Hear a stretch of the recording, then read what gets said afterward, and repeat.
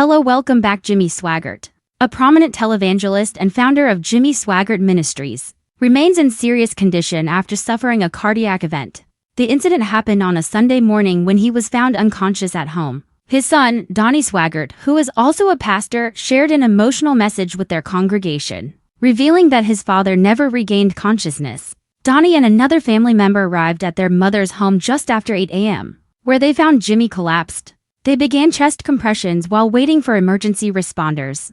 Though it felt like a lifetime, paramedics arrived quickly and managed to revive him, restoring a faint heartbeat before rushing him to intensive care. Now at 90 years old, Jimmy's condition is critical, and doctors have said recovery will require a major change. Despite this, the family remains rooted in faith and is praying for a miracle, asking believers worldwide to join them in prayer. As many around the world pray, there's also a wave of reflection on Jimmy Swaggart's legacy, a man whose life has deeply shaped American evangelical Christianity, from fiery sermons to heartfelt gospel songs. His influence spans generations. His voice still echoes in Baton Rouge's Family Worship Center, in his vast catalog of gospel recordings, and in the stories of lives touched by his ministry. Though silent now in a hospital bed, the story of his life continues to speak. He began preaching during the 1930s in Faraday, Louisiana, under humble conditions. His ministry wasn't born of fame-seeking but of a deep conviction that the gospel could change lives.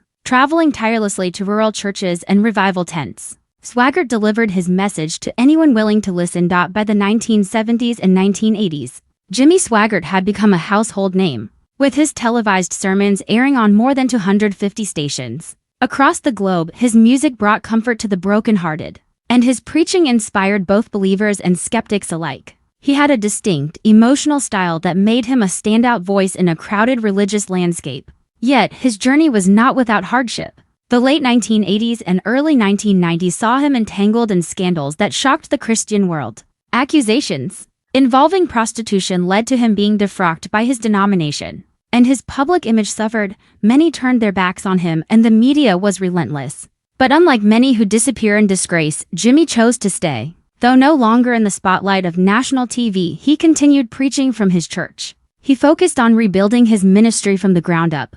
The Family Worship Center became a place of healing, not just for him, but for many who still believed in his message. He also launched the Sun Life Broadcasting Network and remained active, preaching and producing religious content well into his 80s. Jimmy Swaggart's story is one of resilience. Despite failures and public humiliation, he continued to preach because he believed that the message of Christ needed to be heard. He didn't do it for attention but because he felt called. Today, as he lies in a hospital bed, his pulpit sits quieter than ever, but his legacy speaks louder than words. His life has always been rooted in faith, not the kind that pretends to have all the answers, but the kind that holds on even when everything seems lost. It's the kind of faith that says we're still hoping even when things look bleak. Whether this chapter marks the end or just a difficult passage, his life stands as a testament to grace, humility, and perseverance. Swaggart brought hope to many through his crusades, books, and broadcasts. His sermons reached war-torn areas in Latin America, and his music earned accolades,